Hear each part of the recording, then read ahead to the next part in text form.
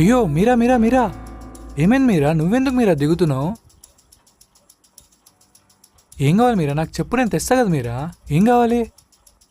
Water. Water. Water కోసం నువ్వు దిగి కిచెన్ ఎందుకు మీరా? నేను ఉన్నా కదా, ఇక్కడే ఉండి ఇప్పుడే తెస్తా. వాటర్ కదా, ఇప్పుడే తెస్తా.